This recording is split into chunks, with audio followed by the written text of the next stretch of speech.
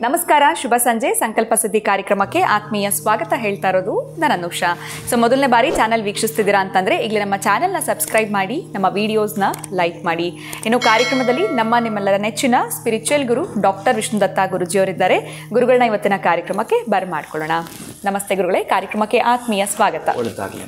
ಗುರುಗಳೇ, ಒಂದು ವಿಚಾರವನ್ನು ನೋಟ್ ಮಾಡ್ಕೊಂಡು ಬಂದಿದ್ದೀನಿ. ಧೈರ್ಯ ಸಾಹಸೆ ಲಕ್ಷ್ಮಿ ಅಂತ ಹೇಳ್ತಾರೆ. ಸೊ ಇದರ ಒಂದು ಒಳ ಅರ್ಥ ಏನು? ಇದನ್ನು ನಾವು ಸಾಕಷ್ಟು ಸಂದರ್ಭಗಳಲ್ಲಿ ಹೆಣ್ಮಕ್ಳನ್ನ ಹೊಗಳುವಾಗಿ ಬಳಸಿರುವಂಥದ್ದನ್ನ ನೋಡಿದ್ದೀವಿ. ಆದರೆ ಇದರ ಅರ್ಥ ಏನು ಗುರುಗಳೇ? ಇದರ ಬಗ್ಗೆ ತಿಳಿಸ್ಕೊಡಿ. ಓಂ ವಿಶ್ವಸ್ಮೈ ನಮಃ. ಪ್ರೀತಿಯ ಬಂಧುಗಳೇ, ಬಹುಶಃ ಯಾವಾಗಲಾದ್ರೂ ಮಧ್ಯದಲ್ಲಿ ನಾನು ಅದನ್ನು ಹೇಳಿರ್ತೀನಿ. ಧೈರ್ಯ ಸಾಹಸಿ ಲಕ್ಷ್ಮಿ. ಈಗ ಕಲ್ಪನಾ ಚಾವ್ಲಾ ಗೊತ್ತಲ್ಲ? ಹೌದು. ಆಮೇಲೆ ಮೊನ್ನೆ ಎಷ್ಟೋ ಇದು ಸರೋಜಿನಿ ದೇವಿ ನಾಯ್ಡು, ಇಂದಿರಾ ಗಾಂಧಿ, ಇನ್ನಕ್ಕೆಲ್ಲ ಅಷ್ಟೆಲ್ಲ ಮಹಿಳೆಯರು ತಗೊಳ್ಳೋಣ. ಯಾರೆಲ್ಲ ಕೂಡ ಇವರೆಲ್ಲ ಅವ್ರ ಹೆಸರು ಹೇಳಿದ್ರೆ ನಮ್ಗೆ ಹೆಂಗೆ ಗೊತ್ತಾಯಿತು? ಅವ್ರೇನೋ ಸಾಧನೆ ಮಾಡಿದ್ದಾರೆ. ಸಾಧನೆಯ ಒಳಗಡೆ ವೇದನೆಯನ್ನು ಓಡಿಸ್ಬೋದು ಅಂತಹ ದಿಶಕ್ತಿ ಇದೆ ಯಾರಿಗಾದರೂ ಸರಿಯೇ. ಕೆಲವರು ಇರ್ತಾರೆ ಉತ್ತಮರು, ಮಧ್ಯಮರು, ಅಧಮರು ಅಂತ. ಈ ಉತ್ತಮರು ಇದ್ದಾರಲ್ಲ, ಸಾಧಿಸಿದ್ದ ಆದಮೇಲೆ ಹೇಳ್ತಾರೆ ಅಥವಾ ಕಾರ್ಯರೂಪಕ್ಕೆ ಬಂದ ಮೇಲೆ ಹೇಳ್ತಾರೆ. ಈ ಮಧ್ಯಮರಿದ್ದಾರಲ್ಲ, ಹೇಳ್ತಾನೆ ಇರ್ತಾರೆ ಇದು ಮಾಡ್ತೀನಿ, ಅದು ಮಾಡ್ತೀನಿ, ಮತ್ತೊಂದು ಮಾಡ್ತೀನಿ, ಇನ್ನೊಂದು ಮಾಡ್ತೀನಿ ಅಂತ. ಅವ್ನು ಎಲ್ಲಿಗೆ ಬಂದಿರ್ತಾನೆ ಅಂದರೆ, ನೀನು ಮಾಡ್ಬಿಟ್ಟು ಹೇಳಪ್ಪ, ಸುಮ್ಮನೆ ಮಾತಾಡಬೇಡ, ಹೇಳಿದ್ದೆ ಆಯ್ತು ಆವತ್ತಿಂದ ನಿಂದು, ಇದೇ ರಾಗ ಆಯ್ತು ನಿಂದು, ಅದು ಮಾಡ್ತೀನಿ, ಇದು ಮಾಡ್ತೀನಿ, ಏನೇನೋ ಹೇಳ್ತೀಯ, ಮಾಡಿದ್ಯ ಅಂತೂ ಎಂತ ಇಲ್ಲ. ಅವನು ಖುಷಿ ಹೊರಗಾಗ್ತಾನೆ, ಪಾಪ ಕರ್ಮ ಸಿಕ್ಕಾಕ್ಕೊಳ್ತಾನೆ. ಆವಾಗ ಅವನೇನು ಮಾಡ್ಬೇಕಂದ್ರೆ ಬಾಯಿ ಮುಚ್ಕೊಂಡು ಕೆಲಸ ಮಾಡಬೇಕು, ಮೌನವಾಗಿ ಕೆಲಸ ಮಾಡಿ ತೋರಿಸ್ಬೇಕು. ಅವನ ಅದಕ್ಕೆ ಗೊತ್ತಾಗೋದೇ ಇಲ್ಲ. ಅವನಿರೋ ಪಾಪ ಅವನ ಲೇಯರ್ ಪದರಗಳ ಬಳಕೆ ಅಷ್ಟೇ ಇರುತ್ತೆ. ಇನ್ನು ಇದ್ರ ಒಳಗಡೆ ಹಿಣಿಕೆ ನೋಡಿದ್ರೆ ಬಹಳ ಇದೆ. ಅವನು ಮಧ್ಯಮನಾಗಿರ್ತಾನೆ. ಇನ್ನು ಅಧಮನೋ ಮಾಡೋದೋ ಬೇಡವಾ, ಮಾಡಿದ್ರೆ ಹೀಗಾಗುತ್ತೇನೋ ಹಾಗಾಗುತ್ತೇನೋ, ಅರ್ಧಂಬರ್ಧ ಮಾಡೋದು, ಡಾಕ್ಯುಮೆಂಟೇಷನ್ ಮಾಡೋದು, ಮಾತಾಡೋದು, ಅದ್ರ ಬಗ್ಗೆ ಬರೆಯೋದು, ನೋಡೋದು ಎಲ್ಲ ಮಾಡಿರ್ತಾನೆ. ದೇವರಾಣೆ ಅವನ ಕಾರ್ಯರೂಪಕ್ಕೆ ಬರೋದೇ ಇಲ್ಲ. ಭಯ, ಪುಕ್ಕುಲತನ. ಈ ಉಪೇಂದ್ರ ಒಂದು ಮಾತು ಹೇಳ್ತಾನೆ, ನಿಮಗೆ ನೆನಪಿದ್ದರೆ, ಒಬ್ಬೊಬ್ಬರಿಗೆ ಡಜನ್ ಮಕ್ಕಳು, ಅದರರ್ಧ ಪುಕ್ಕಲು, ಇನ್ನರ್ಧ ತಿಕ್ಕಲು ಅಂತ. ಹಾಗೆ ಕೆಲವರೆಲ್ಲ ಈ ರೀತಿ ಇದ್ದು ಬಿಡ್ತಾರೆ. ಇವ್ರನ್ನ ಏನಂತ ಕರಿಬೇಕು? ಅದಕ್ಕಾಗೇ ಬಡಿದು ಎಬ್ಬಿಸಿ ಹೇಳೋ ಮಂತ್ರ ಇದು. ಎದ್ದೇಳು ಮೇಲೆ ನಾಚಿಕೆ ಗೆಟ್ಟವ, ಎಷ್ಟು ದಿನ ಬದುಕಿರ್ತೀಯ, ಒಟ್ಟಾರೆ ಸಾಯೋ ತನಕ ಬದುಕಿರ್ತೀಯ. ಸಾವು ಬರೋ ಮುನ್ನ ಏನಾದರೂ ಒಂದು ಮಾಡಬೇಕಾದ ಧೈರ್ಯ ಸಾಹಸಿ ಲಕ್ಷ್ಮಿ. ಧೈರ್ಯವನ್ನು ಮಾಡು, ಸಾಹಸವನ್ನು ತೋರು, ಲಕ್ಷ್ಮಿ ತಂತಾನೆ ಬರ್ತಾಳೆ. ಈಗ ಹಣ ಹೇಳುತ್ತಂತಲ್ಲ, ನನ್ನ ಹತ್ರ ಹಣ ಇದ್ದಿದ್ದರೆ ಒಂದು ಇಂಡಸ್ಟ್ರಿ ಮಾಡಿಬಿಡ್ತಾ ಇದ್ದೆ, ನನ್ನ ಹತ್ರ ಹಣ ಇದ್ದಿದ್ದರೆ ಸಾಧನೆ ಮಾಡಿಬಿಡ್ತಾ ಇದ್ದೆ, ನನ್ನ ಹತ್ರ ಹಣ ಇದ್ದಿದ್ದರೆ ಈ ಬಿಸ್ನೆಸ್ ಮಾಡಿಬಿಡ್ತಾ ಇದ್ದೆ. ಬಿಸ್ನೆಸ್ ಮಾಡು, ನಾನೇನ ಹತ್ರ ಬರ್ತೀನಿ ಅಂತ ಹಣ ಹೇಳುತ್ತಂತೆ. ಅದಕ್ಕಾಗಿ ನೀನು ಮೊದಲು ಮಾಡೋಕ್ಕೆ ಕಾರ್ಯರೂಪಕ್ಕೆ ಬರ್ತಕ್ಕಂಥವನೇ ಆಗಬೇಕು. ಬೇರೆ ಏತ್ಲಾಂಡಿತನ ಪ್ರದರ್ಶನ ಸಲ್ಲದು.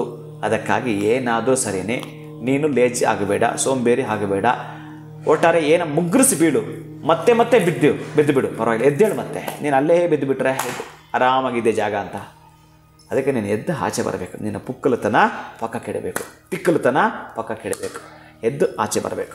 ಒಕ್ಕಲತನ ಮಾಡು, ಅದ್ಭುತವಾಗಿ ಎದ್ದು ಬರೋಕ್ಕೆ ಸಾಧ್ಯ ಇದೆ. ಎಲ್ಲರೂ ಕೂಡ ಈ ದೇಶದ ಪ್ರತಿಯೊಬ್ಬರಿಗೂ ಒಕ್ಕಲತನ ಅಷ್ಟೊಂದು ಆನಂದ ಕೊಡುವಂಥದ್ದು.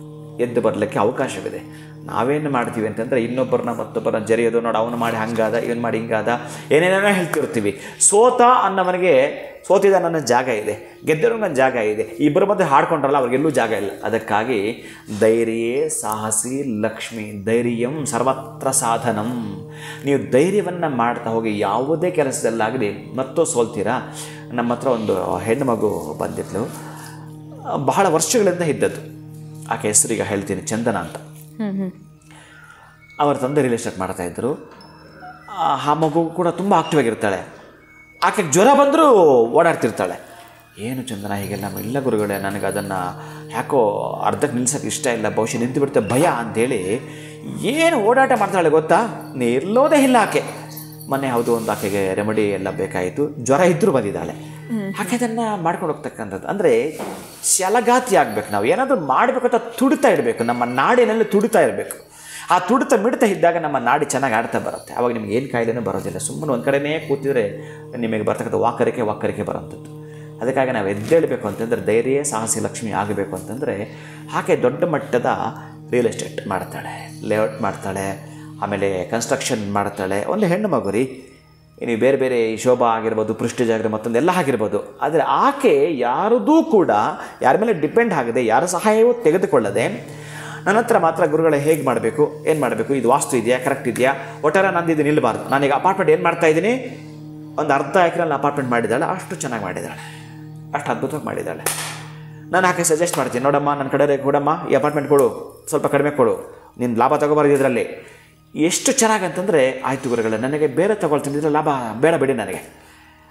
ಅಷ್ಟು ಚೆನ್ನಾಗಿ ಆ ಮಗು ಸೈಟ್ ಮಾಡಿದ್ರು, ಅದು ಮಾಡಿದ್ರು, ಒಂದು ಸಜೆಷನ್ ತೊಗೊಳ್ತಾಳೆ, ಮುಂದುವರಿತಾಳೆ, ನುಗ್ಗುತ್ತಾಳೆ. 1-2 ಸಲ 3 ಸಲ ಹೇಳಿ ಬಿದ್ದಿದ್ದಾಳೆ, ಕೇರೆ ಮಾಡಲ್ಲ ಅದಕ್ಕೆ.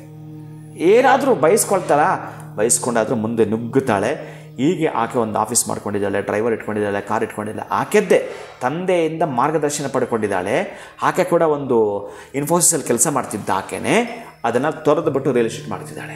ಚಂದನ ಅಂತ ಹೆಣ್ಣುಮಗು ಭಾಷಣ ಚೆನ್ನಾಗಿ ಮಾಡಿ. ನಾನೇನು ಯಾಕೆ ಹೇಳ್ತೀನಿ, ಅವಳಿಗೆ ಧೈರ್ಯ ಇಲ್ಲ ಅಂದರೆ ಮಾಡ್ತಿದ್ಲಾ? ಖಂಡಿತ ಇಲ್ಲ. ಈ ಅವಮಾನ ಸಹಿಸ್ಕೊಂಡ್ಲು, ಅದು ಸಾಹಸದಿಂದ ಹೆಜ್ಜೆ ಹಾಕಿದ್ಲು. ಅದಕ್ಕಾಗಿ ಆಕೆ ಹತ್ರ ಆ ಲಕ್ಷ್ಮಿಯನ ಹಣ ಕೈ ತುಂಬ ಓಡಾಡ್ತಾ ಇದೆ. ಹಾಗೆ ನಮಗೆ ಓಡಾಡಬೇಕಂದ್ರೆ ಧೈರ್ಯ ಮಾಡಬೇಕು, ಬಿಟ್ಟರೆ ಸುಮ್ಮನೆ ಇನ್ನೇನು ಮಾಡೋದಲ್ಲ. ನಿಮ್ಮ ಕಾರ್ಯವೈಖರಿಯಲ್ಲಿ, ನಿಮ್ಮ ವಾಗ್ವೈಖರಿಯಲ್ಲಿ ನೀವು ಯಾವ ಹಂತದಲ್ಲಿ ಯಾವ ಸ್ತರದಲ್ಲಿ ಕೆಲಸ ಮಾಡ್ತೀರೋ ಅದರಿಂದಲೇ ಪ್ರಾರಂಭ ಮಾಡಿ. ಆ ಕೆಲಸದಲ್ಲಿ ನೀವು ಉನ್ನತಿನ ಕಾಣ್ತೀರಿ. ಧೈರ್ಯ ಸಾಹಸಿ ಲಕ್ಷ್ಮಿ ನೀವು ಆಗಬೇಕು. ಖಂಡಿತ ಗುರುಗಳೇ, ಒಂದು ರೀತಿ ನಿಮ್ಮ ಮಾತುಗಳನ್ನ ಕೇಳಿದ್ರೆ ಮೋಟಿವೇಶನ್ ಆಗುತ್ತೆ ಅಂತಲೇ ಹೇಳ್ಬೋದು. ಯಾವ ರೀತಿ ಧೈರ್ಯ ತುಂಬಿದ್ರಿ ಪ್ರತಿಯೊಬ್ಬರಲ್ಲೂ ಅಂತಲೇ ಹೇಳ್ಬೋದು ನಿಮ್ಮ ಮಾತುಗಳಿಂದ. ಬಹಳ ಧನ್ಯವಾದಗಳು. ನಮಸ್ಕಾರ. ಹರೇ ಶ್ರೀನಿವಾಸ. ಇನ್ನು ವೀಕ್ಷಕರೇ, ಇವತ್ತಿನ ವಿಡಿಯೋನ ಮುಗಿಸುವಂತಹ ಸಮಯ ಆಗಿದೆ. ನಮಸ್ಕಾರ.